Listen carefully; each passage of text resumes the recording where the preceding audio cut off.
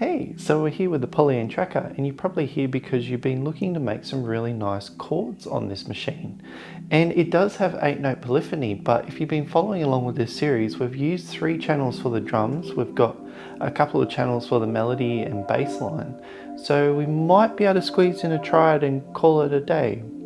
But I wanted to show you some really cool techniques on using that 8-note polyphony and getting some really nice large chords, as well as some of the techniques with using a tracker, and then condensing all that down so we can play it on one channel. And then to help glue the whole track together, we're going to have a look at some of the texture sounds that we can throw in behind. So if you haven't already, I have got my sample pack down below. It's free, so chuck it on and we'll get straight into it.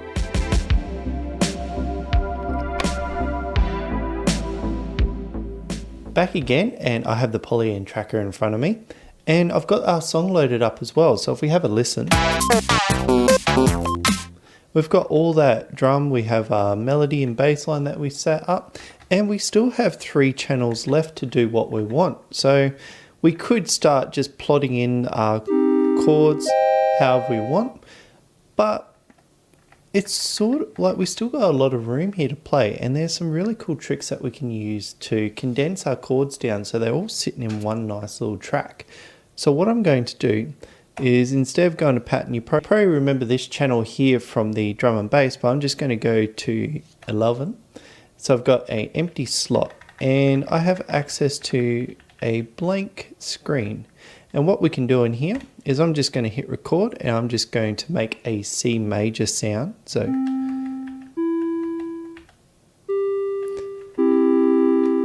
now, depending on how long I want those bars, like what we could have done is bring in those chords from the melody section. So I'll leave a link up there. We go about making a sort of a mud map approach. So we've got something like this to help us make our sound. So what we can do is we could plot in that same progression that we did in the last round. And I'll just do that quickly. So I've got 2 of the chords set up. And what we can do right now is, if we go select, so we'll hold shift and we will select the area that we want to record. If we hit more and then go to render selection, now just making sure that you give it a good name. So I'm just going to make this. So what I can do is, I've got a few options here. I can render that selection. So what I selected will get rendered into our files, and then I'll have to go and search and dig for them. But I can also use render and load, which will do the same thing, render to our files, but also ships it off to the sample. So if I hit that one and then go, or automatically does it for us. It's found that chord, we've got it there. I'm going to paste it in number 25 because I like to have pretty much drums on the first lane, all my like stabs and melody and basses like single shots on this line, all my chord tones along the 3rd line, and then all my texture sounds on the 4th line. And then it just gives me a bit of housekeeping, that when I'm like just punching in sounds, I sort of mentally know where they're going to be. So if I go into the pattern mode, and we'll just turn off recording. If we play instrument 25, we've got that C major sound. Cool, so we've got a basic triad, and we're only limited to the amount of tracks that we can have and render down to 1 sample. And then we can keep layering on top of those. Like we could create another track and then add more tones to the sound. So we can extend it right out and bring it back into that 1 channel. And that's all why I like to keep them separate as well, because they are a much larger sound.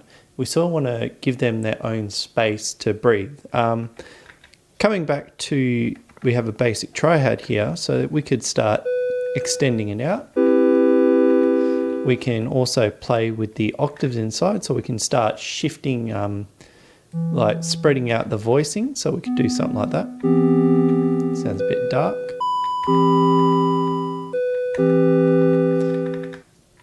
Now we're dealing with jumping with octaves, so if we go with the lowest note in a chord, we can jump that up a level and we can get a different inversion. And they're quite quick to set up as well. So you can program out all your tones that you're going to use in your song, and then have it all rendered out so you can render out the individual sounds, just make sure that you are selecting the region that you want to record and that you're testing it before you remove anything on here, or if you're making changes, making sure they go into the right folder.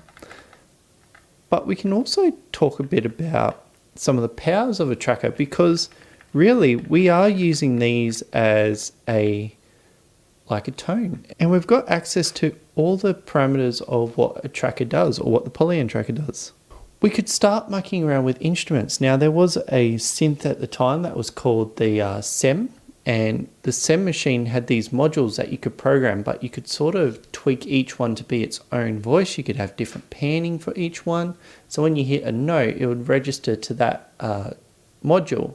And then if you played like a large chord, those different elements would create different sounds. So we could actually change it.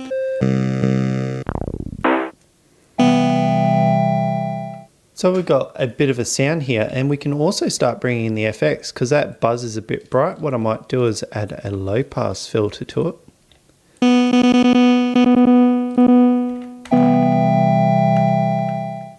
We can do some interesting fades in and out as well. So what I could do is, say I want to do a volume shift here.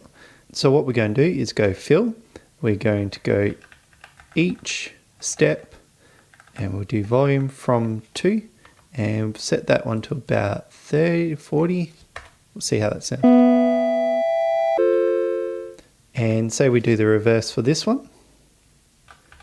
So we're going to do that fill, but we'll make that 0 and we'll make that one 40.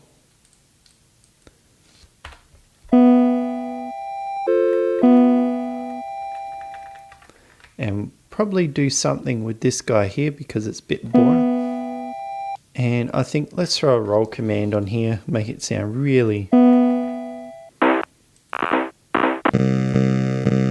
So I've just done a bit of playing around with this chord, and I've created this sort of interesting sound. So what I might do is, same thing again, I'm just going to select all, go to that render selection, and I'm going to call this, and I'm just going to render and load that one. Go copy and paste, and I'm just going to delete that one. Yes. And we preview this new sound.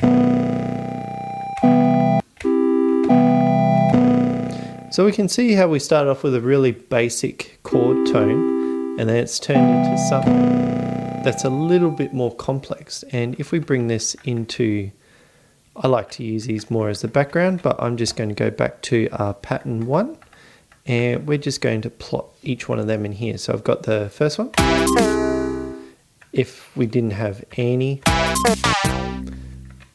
with the basic, and then if we, so it just gives it a little bit of interest in the background, but still working in that framework that we set up. So this is one area that I will say it's going to get quite really in depth, especially when you start using other patterns in the track as just framework building, like building out these sounds, being able to manipulate sounds. There will be a video that's coming up that's just going to be specifically talking about how to make the instruments and how to really get into the deep dive, and I'll leave that for another rainy day. But for now, we can have these massive sounds and then recording it down into one sample, and then we can start plotting them around. And really, we're not just limited to, like, I'll just bring up this C major. In reality, it's a major chord, so wherever I play it on the keyboard, if I wasn't in instrument mode, if I was just to play this chord anywhere I felt, each one of them will be a major. So I just went to the second part of what I was plotting in, and I turned it into a minor chord. So all I'm really doing is shifting that note there down to a flat. I think that's the right word. But when I play this one, it's a minor C chord. So if I was to copy and select all this, and we were just going to render selection. Now, same thing again, make sure you follow a naming convention. But what I like to do is I go C and then little m, which tells me it's a C minor, and then -1. And then I'm just going to go render and load. And then I'll copy that and bring it down to here and clean up. We've got a major and we got a minor. Cool, so I just done a bit of plotting, switching between that major and the minor, and if we listen to this together. If we just mute everything as well. So it's a really nice way of not having to program every single chord. Like, I won't say you can't program every single chord because you're getting some more audio fidelity to what you're getting. So you want each chord as its own individual tone, because when we pitch shift, we are shrinking down the sound. But you can sort of use this as a way to block out what sort of sound you want to have and then go back and start making further tones. Like, this is quite a large area, so definitely experiment and see what you can come up with.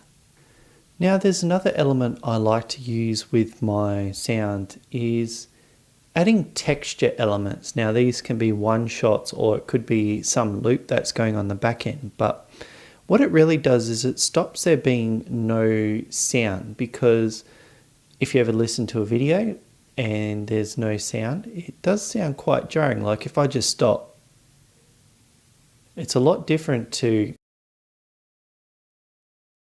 what it means is that when someone's listening to your song, if there's like dead silence, like you can tell that the music isn't doing anything, it does create a bit of a jar. Now I do have a texture sample to play with, but what I'm really looking for is sort of a sound that's like in essence a noise, but it's not just TV noise or just like audio based noise.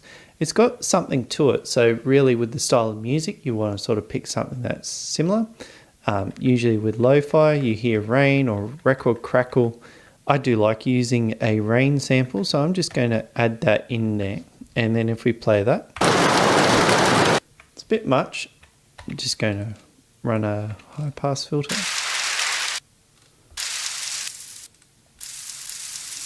And we'll just lower the volume. And really all we really do with this one is just put it at the top. What I might do to make some random noise, so I have it in here, it's a bit buzzy. I'm just going to extend it out. And then in the instrument panel, I want to go to the granular position and I'm going to change that to an LFO. And we're going to set that to random and whatever amount.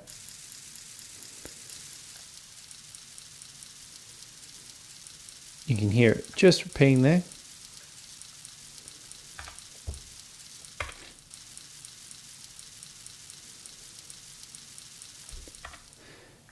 But if we just have something that's just a little bit in the background,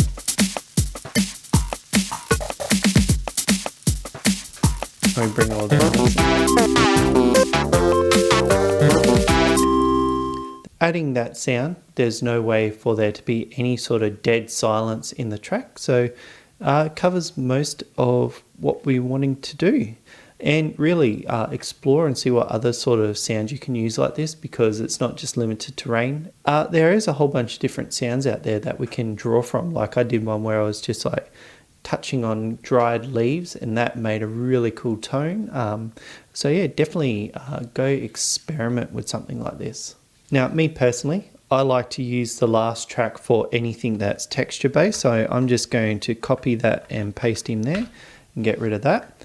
And then in the master, we're going to back up here into the mixer and I'm just going to name these tracks.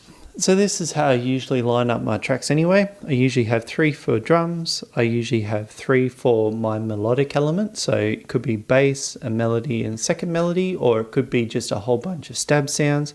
I usually have 1 space for like trying to fill the gap with musical content, and the last channel I use for all my texture sounds, which could be like one shots and different elements that come in and out.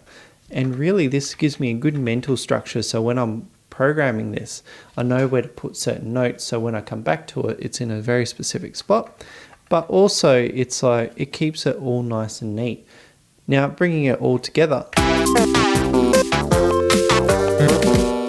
we have a nice little loop of an idea that we can flesh out. I'm really happy where we are right now, and what I'm going to do is go File and we're going to go Save. Alright, I hope this has given you a bit of food for thought, because once we start thinking of trackers and patterns as a way of generating new sounds, we're not rigidly stuck with the samples that we've already got, which opens up a world of possibilities. Now in the next video, I'm going to do a bit of a deep dive into the instrument parameters and ways of we can use the LFOs and envelopes, just doing a bit of the fundamentals, but really deep diving into the sample engine on this machine and how we can polish up those sounds that were loaded to make a really nice polished beat. Now, if you think this video was useful for someone else, definitely give it a thumbs up, because it tells the algorithm to point it to other people. And if you're wondering a way to support what I'm doing here, I do have this lovely design that's in the links below. So thank you for sticking around, and I will look forward to seeing you next time.